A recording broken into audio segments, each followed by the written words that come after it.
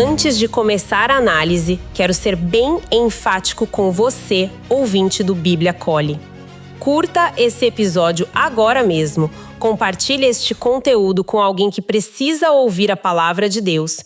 E se você ainda não é inscrito, se inscreva no Bíblia Acolhe agora, para não perder nenhum desses estudos profundos. Faça isso já. É isso aí, um recado super importante para começarmos. Com certeza. Bom, recado dado, vamos direto ao nosso mergulho de hoje. E assim, imagina a cena. Você está no pátio de um templo imenso, cercada pelas mentes mais brilhantes e, as autoridades mais poderosas de uma nação inteira. Nossa, o clima devia estar insuportavelmente tenso, né? Totalmente. E aí, no meio dessa multidão super hostil, um único homem olha nos olhos desses líderes e diz que não apenas conhecia o patriarca fundador daquela nação, que já tinha morrido há milênios, mas que ele próprio é o Deus encarnado. Uau, é de arrepiar só de imaginar. Pois é, hoje a gente vai dissecar exatamente esse momento. A Bíblia diz, lá no Evangelho de João, capítulo 8, do versículo 48 até o 59, como foi o clímax desse embate. É um dos debates mais eletrizantes de Jesus. A poeira sobe mesmo. Sobe, e sobe muito. A Escritura apresenta aqui uma escalada de conflito que, atinge um limite máximo. A liderança religiosa não estava só discordando, sabe? Eles estavam acuados, furiosos mesmo. Sim, dava para cortar a tensão com uma faca. Exato. E o que torna essa passagem fascinante para quem nos ouve é notar a dinâmica psicológica ali. De um lado, você tem uma oposição que perde totalmente a compostura.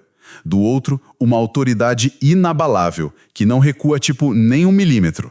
E o que eu acho mais incrível, como curiosa que sou, é como o texto bíblico mostra o começo desse trecho ali no versículo 48, porque eles já vinham de um debate teológico longo.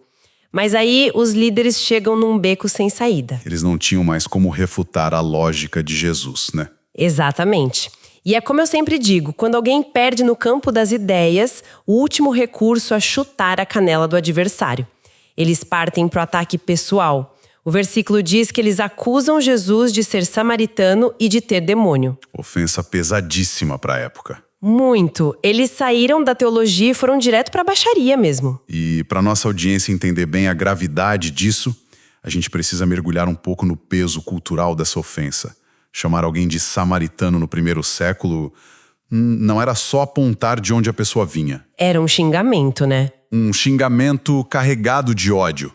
Os samaritanos eram vistos pelos judeus ortodoxos como um povo mestiço, uma linhagem que corrompeu o sangue e misturou a fé com o paganismo. Então chamar Jesus de samaritano era o mesmo que chamar de herege, traidor, impuro. Nossa, é um insulto racial, histórico e religioso, numa palavra só. Eu fiquei chocada lendo isso. Mas eles não pararam aí, né? Disseram também que ele tem demônio. E aí a estratégia parece mudar. Muda sim, porque aí não é só tentar manchar a reputação social dele. É uma tentativa clara de desqualificar a fonte do poder de Jesus. A ofensa vira uma blasfêmia, de fato. Tentando explicar o inexplicável, certo? Exato. O texto bíblico mostra eles dizendo que ele tem demônio porque viam Jesus curando, ensinando com uma sabedoria absurda. Eles não podiam negar o poder. Então a saída foi rotular esse poder como satânico, dizer que ele era um fantoche do inferno. É o famoso assassinato de reputação, distorcendo a realidade espiritual para proteger o sistema deles. Mas olha, a postura de Jesus é o que mais me impressiona aqui. Se fôssemos nós, o sangue ia ferver na hora. Com certeza. A gente ia querer gritar, devolver a ofensa. Pois é, mas a Bíblia diz que ele mantém uma calma que, sério, não é humana. Ele simplesmente ignora o insulto racial, nem toca na palavra samaritano. Ele foca no que importa e responde no versículo 49 que não tem demônio, mas que honra o Pai. Uma verdadeira aula de domínio próprio. Ele não tá nem aí para defender a honra pessoal dele diante de um tribunal cego. Sabe, a Bíblia ensina que a preocupação central dele é a glória de Deus. Verdade. Ele expõe o contraste ali na hora. Sim. Ao dizer que honra ao Pai, ele desmonta a acusação de possessão. Porque um espírito maligno jamais buscaria a honra de Deus, né? Jesus honra a Deus enquanto os líderes com todo aquele ódio, desonram. E logo depois de desarmar isso, a Escritura apresenta Jesus fazendo algo lindo. Ele não só se defende, mas oferece um resgate. Lá no versículo 51, ele diz que se alguém guardar a palavra dele, nunca verá a morte. É uma promessa grandiosa e que soou quase absurda para os ouvidos deles. Totalmente absurda. Se o clima já estava ruim, aí explodiu de vez, né? Explodiu porque essa é uma declaração de autoridade divina incontestável. Prometer que alguém nunca verá a morte eterna é algo que só o autor da vida pode fazer. A palavra dele é o antídoto. E guardar a palavra não é só decorar texto, né? Não de jeito nenhum. É confiar, internalizar, viver isso. Quem faz isso, a Bíblia diz que é liberto da condenação. Mas como você disse, a multidão não entendeu absolutamente nada. Nada, zero. O que nos leva para os versículos 52 a 56. O texto bíblico narra que eles basicamente dizem: agora a gente tem certeza que você é louco. E usam a história como escudo. A velha tática de apelar para a tradição. Sim. Eles dizem que Abraão morreu, os profetas morreram. A lógica deles era bem básica. Se os maiores heróis da fé estão em túmulos, como esse cara diz que quem o segue não vai morrer? É uma cegueira espiritual fenomenal. A Escritura apresenta essa galera presa na materialidade. Eles avaliam tudo só pela biologia. Para eles, a morte do corpo era o fim de tudo, a derrota final. Não conseguiam ver um palmo além do físico. Exato. Mas Jesus está num plano muito superior. A Bíblia mostra que a morte física, para quem crê, é só um sono. A verdadeira morte que Jesus está vencendo ali é a morte espiritual, a separação de Deus. Sabe a imagem que me veio à mente estudando isso? É tipo duas pessoas olhando para um casulo. Uma usa só a lógica biológica e diz: a lagarta morreu, acabou, tá ali dura. Essa é a visão dos líderes religiosos. Perfeita essa analogia. Né? Mas a outra entende o processo. Sabe que o casulo não é um túmulo, é um ambiente de transformação para a borboleta surgir. Jesus estava falando do voo da borboleta e eles batendo o pé pela lagarta morta. Nossa, sensacional. E como eles só enxergavam a lagarta, a Escritura apresenta a multidão partindo para outra ofensa. Acusaram Jesus de ser arrogante.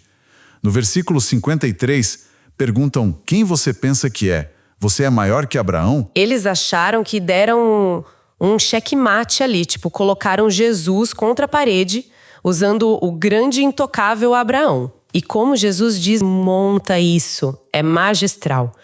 A Bíblia diz no versículo 56 que ele usa o próprio patriarca contra eles.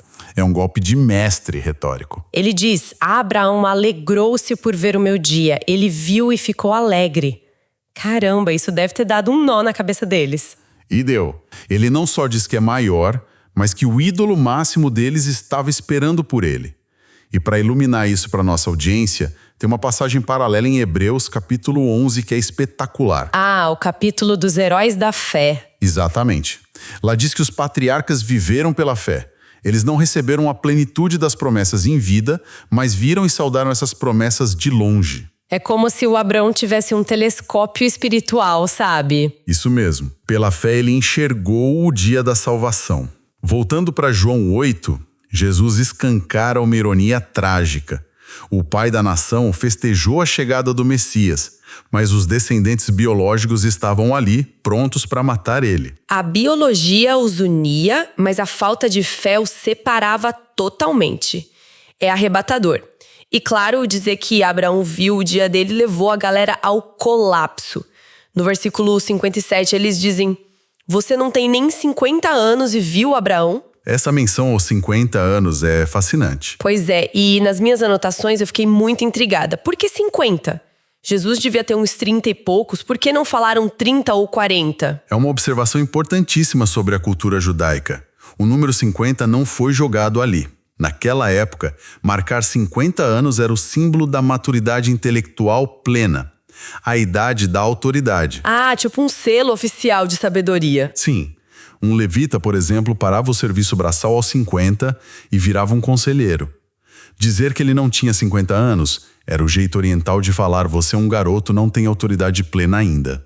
Entendi. Eles dizem: você nem tem cabelo branco suficiente e quer convencer a gente de que tem intimidade com alguém de 2 milênios atrás. Eles continuam acorrentados ao relógio humano. Completamente presos à linha do tempo biológica. Só calculavam as coisas em décadas. E Jesus estava prestes a falar a partir da eternidade. O que nos leva para o ápice teológico do trecho. Sim, o versículo 58. E quem nos ouve presta muita atenção nisso. O texto bíblico diz que Jesus respondeu antes que Abraão existisse: eu sou. E olha, confessando aqui, a primeira vez que estudei isso, a gramática me pareceu toda quebrada. Muita gente sente isso. Né? Se alguém me diz antes que meu avô nascesse, eu só ia achar que a pessoa não sabe conjugar verbo. Porque ele não disse que já existia. Por que usar o presente para falar de milênios atrás? É que essa aparente falha gramatical é, na verdade, a revelação mais profunda possível. Se ele dissesse eu existia ou eu fui, ele estaria dizendo que era mais velho que Abraão, só isso. Teria um começo anterior, mas estaria na régua do tempo. Ah, ele seria só mais uma criatura antiga. Exato.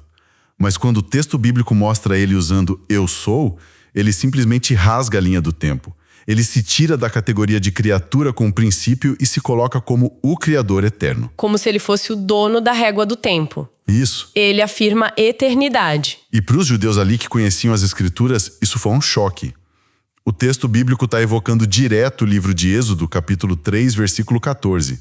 A sarça ardente. Quando Moisés pergunta o nome de Deus. Isso. E Deus responde: eu sou o que sou. Nossa, então Jesus está dizendo ali no pátio, com todas as letras, a voz da sarça ardente: sou eu. O Deus que transcende tudo, incausado. Esse sou eu. Não sobrou nenhuma margem para mal entendido. Ele reivindica a essência do Deus eterno. Ele não tem causa, ele simplesmente é. E os líderes entenderam exatamente o que isso significava. E isso derruba aquela visão confortável de Jesus como só um grande mestre moral, né? Um bom filósofo não diz: eu sou o Criador eterno fora do tempo. A Escritura apresenta aqui uma escolha: ou ele é o maior blasfemo, ou ele é Deus. Não tem muro para ficar em cima. Não tem mesmo.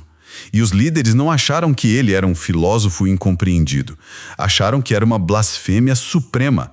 Por isso o embate termina no versículo 59 daquele jeito violento. A Bíblia diz que eles pegam pedras para atirar nele. E não foi um vandalismo aleatório, tipo, tô irritado, vou jogar uma pedra. Tinha a lei por trás disso, né? Sim, na mente deles tinha total amparo legal. A lei mosaica dizia que a pena para blasfêmia era o apedrejamento. Eles estavam instaurando um tribunal sumário ali mesmo, para aplicar o veredito. É assombroso imaginar a cena. O pátio estava em obras, devia ter bloco de pedra espalhado. Eles literalmente pegam pedaços da estrutura do templo para matar o dono do templo. Mas a Bíblia diz que Jesus se oculta e sai. A hora dele ainda não tinha chegado. Exatamente. A morte dele não seria um linchamento ali, mas o sacrifício na cruz no tempo certo. E fazendo um resumo de tudo isso para nossa audiência, a lição teológica aqui é urgente. Com certeza, precisamos aplicar isso. O texto bíblico nos confronta com uma religiosidade que ama tanto as próprias regras, os próprios tijolos, que não reconhece o Senhor do templo quando ele está na frente deles. Eles preferiram as pedras mortas do que a vida eterna. A decisão é: reconhecemos o eu sou ou ficamos com o nosso entendimento limitado? É uma constatação muito forte. Trocar as pedras da nossa razão humilde pela aceitação de quem ele é. E para encerrar o estudo de hoje, quero deixar uma reflexão para cada ouvinte levar durante a semana. A Bíblia diz, lá no versículo 59, que Jesus virou as costas e saiu do templo. Sim, ele se retira daquele ambiente de ódio. E pensem nisto. Quando a própria presença de Deus, o grande eu sou, se retira e vira as costas para o templo, o que sobra ali? Apenas uma estrutura vazia. Uma religião de pedras prontas para matar, mas sem poder nenhum para dar vida. Uma religião morta. Que a gente nunca busque um templo vazio, mas sim a presença do eu sou. Exato. E agora, repito com a mesma ênfase. Não se esqueça de curtir este estudo, compartilhar essa verdade bíblica com seus irmãos e se inscrever no Bíblia Acolhe. Isso fortalece este ministério e nos ajuda a levar a palavra ainda mais longe. Faça isso agora mesmo. Texto e produção Douglas Vieira. Música de Sergio Prosverini por Pixabay. Faixa Snowy Peaks. Bibliografia. Comentários expositivos Hernandes Dias Lopes, editora Agnos. Comentário bíblico Matthew Henry, editora CPAD. Antigo e Novo Testamento interpretado versículo por versículo Russell Norman Champlin, editora Agnos. Charles Spurgeon, Os Tesouros de Davi, editora CPAD.